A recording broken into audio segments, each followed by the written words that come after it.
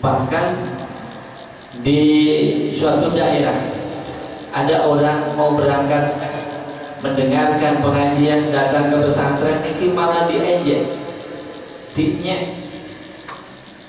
digunem, dan terasa asing.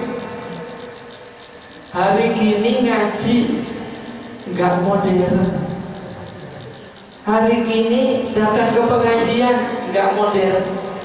Yang modern adalah kita datang ke klub malam, itu namanya modern.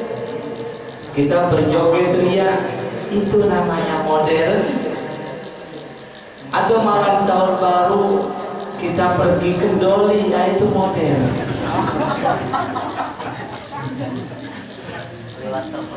Hari gini datang ke pengajian itu gak modern. Kata siapa? Kata tetangga kita. Dan terasa asing. Maka kata Rasulullah disinggung. Qala Rasulullah sallallahu alaihi wasallam, inna dina bada ghariban wa sayarji'u ghariban fatuba lil ghuraba'il ladina yuslihuna ma afsadan nas min ba'di min sunnati. Kata Rasulullah, agama Islam ini muncul dalam keadaan asing dan akan kembali asing besok pada yaumil akhir. Agama Islam itu pada waktu datang pada zaman Rasulullah diturunkan agama Islam niku asing. Orang kaum kafir Quraisy niki menghina, mencaci agama apa ini. Pada waktu niku para jamaah, agama yang dianut adalah menyembah berhala. Menyembah berhala. Kemudian datang agama Islam dan niku terasa asing. Ini gak masuk akal. Kata mereka, uang nyembah kok orangnya gak ada. Dan mereka menganggap gila. Nah, lihat Tuhanku, nah kelihatan, nah ada yang mencucu, ada yang tersenyum, nah itu Tuhanku.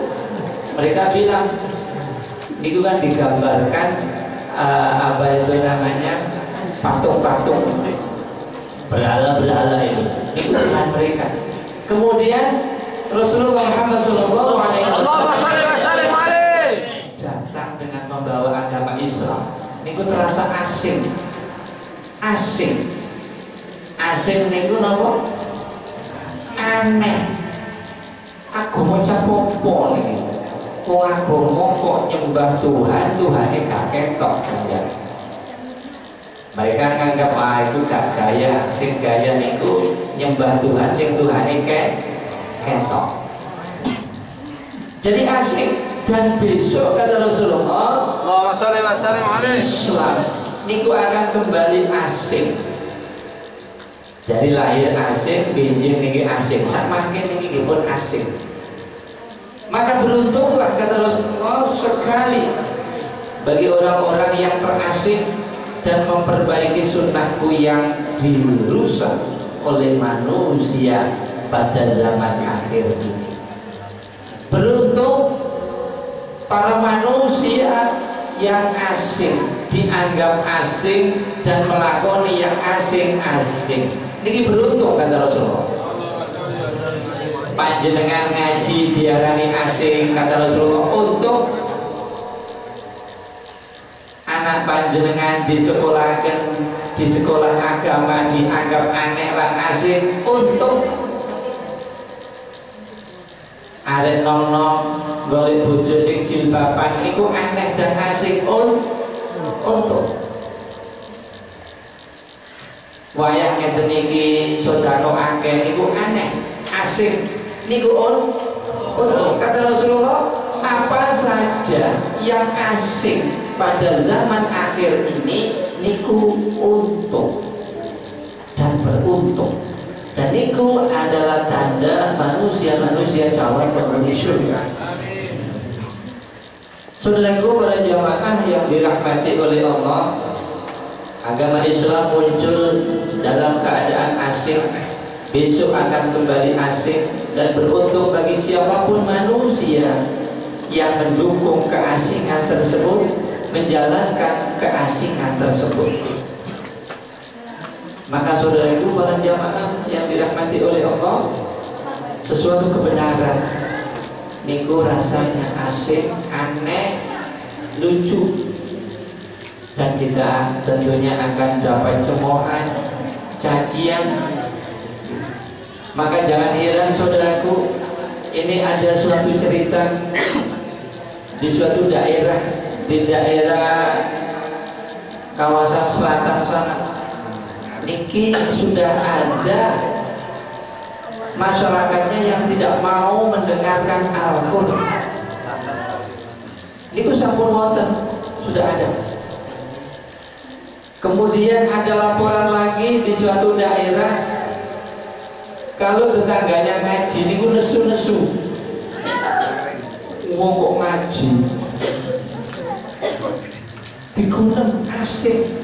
Zaman kini kok ngaji? Sampai-sampai ada lagi di suatu daerah, ada salah satu tetangganya ini datang ke pesantren ini digunem. Wis bangkotan kok nang pesantren. Biasanya anak pesantren itu anak-anak kecil. Lagi wis tuwek, rekek, wis bangkotan kok nang pesantren. Asik. Siapapun yang dianggap asik, kata Rasulullah ini untung, beruntung. Mugi-mugi kula panjenengan sedaya niki dianggap asik. Amin. Amin. Asik niku untung. Saudaraku para jamaah yang dirahmati oleh Allah, barang siapa yang berpegang teguh sunnahku ketika umatku rusak, maka orang tersebut mendapatkan pahala 100 orang mati syahid. Seandainya pada zaman sekarang umat ini sudah rusak, misalkan di suatu daerah, misalkan kalau di Surabaya, terkadang itu satu gang itu nggak ada yang mau sembahyang, tapi semuanya Islam. Ini sudah rusak di situ agamanya. Tapi panjenengan tetap dalam sholatnya, tetap dalam sedekahnya, tetap dalam jihadnya, tetap dalam ngajinya, maka untuk keanehannya, untuk keasingannya, ini dibalas oleh Allah dengan pahala yang sangat besar, seperti pahala 100 orang mati syahid. Padahal satu orang mati syahid niku dalam satu riwayat ini dikasih istri oleh Allah 1000 orang bidadari. Itu kalau laki-laki.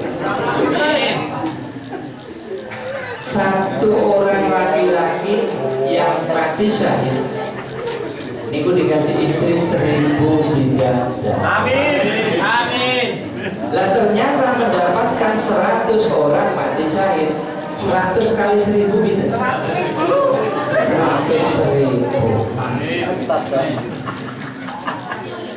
Jadi misalkan Abaudi misalkan berpegang pada yang asing, yang aneh, pada waktu umat lagi rusak, misalkan di Surabaya tetap berpegang teguh, maka Abaudi ini dikasih pahala oleh Allah, pahala 100 orang mati syahid. Amin. Berarti nanti Abaudi nanti kalau di akhirat istrinya 100.000. Amin.